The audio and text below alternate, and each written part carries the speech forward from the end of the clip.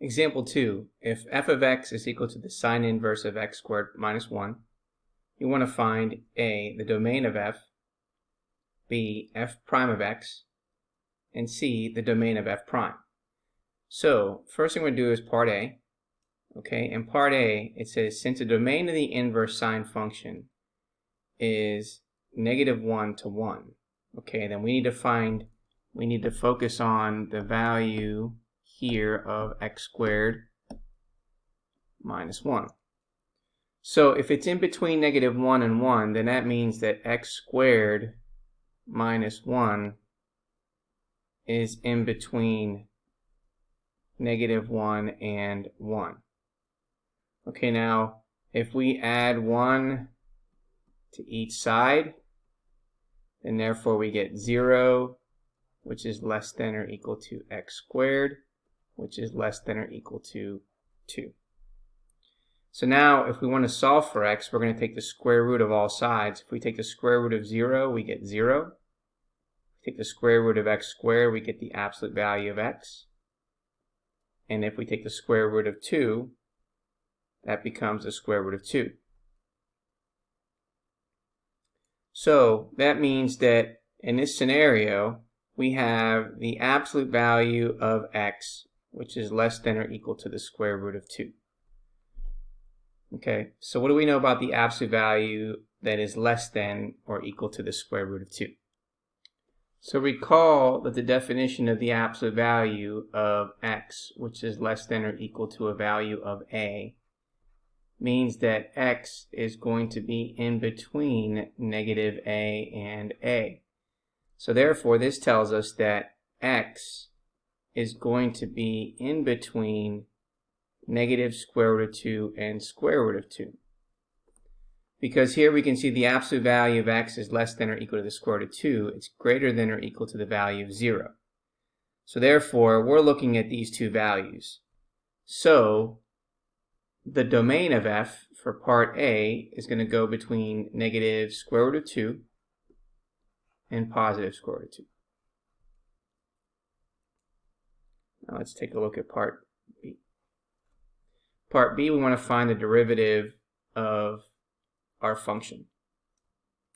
So by finding the derivative of this function, what we're going to do is we're going to be combining formula 1, okay, with the chain rule. So we're going to have the following. So we know that our function f of x is equal to the sine inverse of x squared minus 1.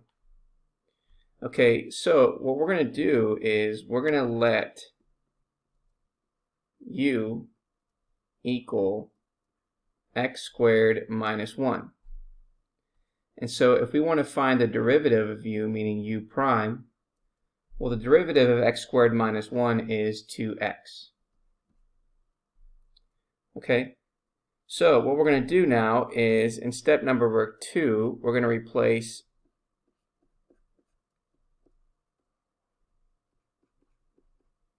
x squared minus 1, since we let u, we're going to let that be equal to u.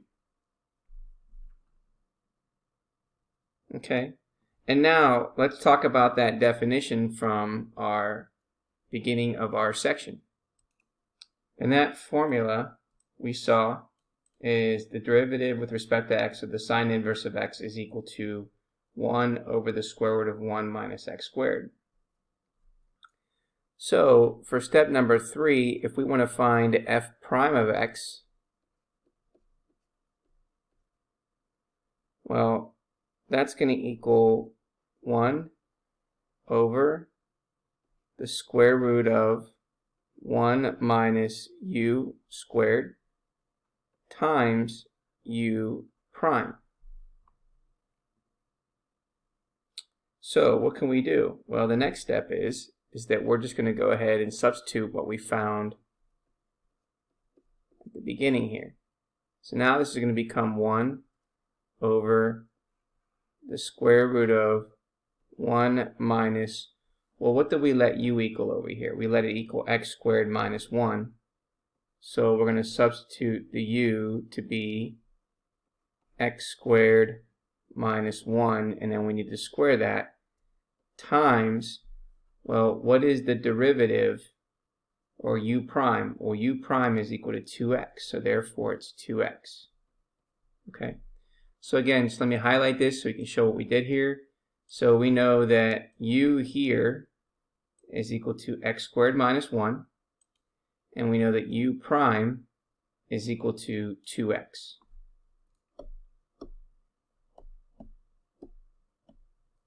Okay, now let's go a little further here.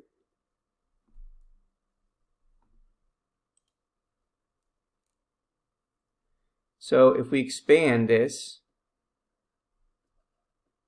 meaning the denominator, so 1 times 2x is going to give us 2x in the numerator, and then divided by the square root of 1 minus, well, what's x squared minus 1? Well, x squared minus 1 is x to the 4th minus 2x squared plus 1. Okay, and so now what we're going to do is we're going to distribute that sign and then combine like terms.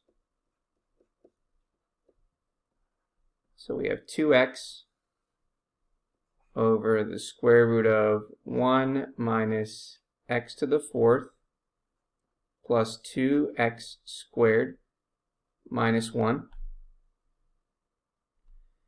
And so we noticed here that we can eliminate the 1's because 1 minus 1 is going to give us 0. So we have f prime of x, which is equal to 2x, divided by the square root of, we'll take this as 2x squared, and minus x to the 4th. Okay, so now what we can do is then we can factor out an x squared in the denominator. So we have 2x, and we can factor out an x squared, which leaves us with 2 minus x squared, which now allows us to take the square root of x squared here.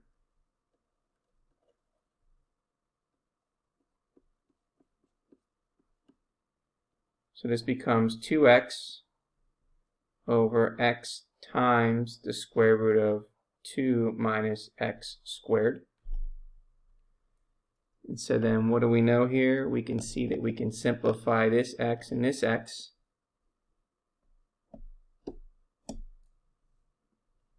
And so we can determine now that the derivative of this function is equal to 2 over the square root of 2 minus x squared.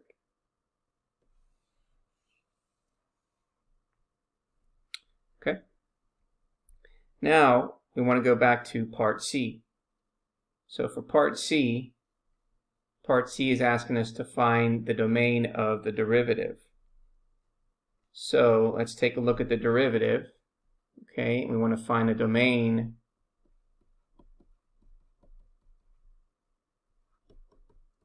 of f prime of x. Okay, so there's two parts to find the domain. The first thing we need to do is we need to look at the denominator. The denominator tells us that we have the square root of 2 minus x squared, and that cannot equal 0. So if we take the square root of both sides, we get 2 minus x squared, and that still does not equal 0. Then if we subtract 2 to both sides, therefore we get x squared does not equal positive 2 by dividing both sides by a negative 2. And therefore x cannot equal plus or minus the square root of 2. Then we also need to look at the radicand. Well, the radicand, which is underneath the radical, tells us that 2 minus x squared has to be greater than or equal to 0. So therefore, if we subtract 2 to both sides, we get negative x squared is greater than or equal to negative 2. If we divide by a negative, that's going to flip the inequality to make that less than or equal to positive 2. And then if we take the square root of both sides, we get the absolute value of x, which is less than or equal to the square root of 2. Okay, so now remember that from our inequality, this tells us that x is going to be in between negative square root of 2 and positive square root of 2. Okay, so if that is the case, then we also need to know that x can also not equal 0. So when we want to write our domain, okay, keep in mind that we have 0, we have negative square root of 2, we have positive square root of 2. So that means that we have an interval that goes from here to here and then from here to here. So the domain of this function is going to be, or the domain of f prime is going to go from negative square root of 2 to 0, union 0 to positive square root of 2.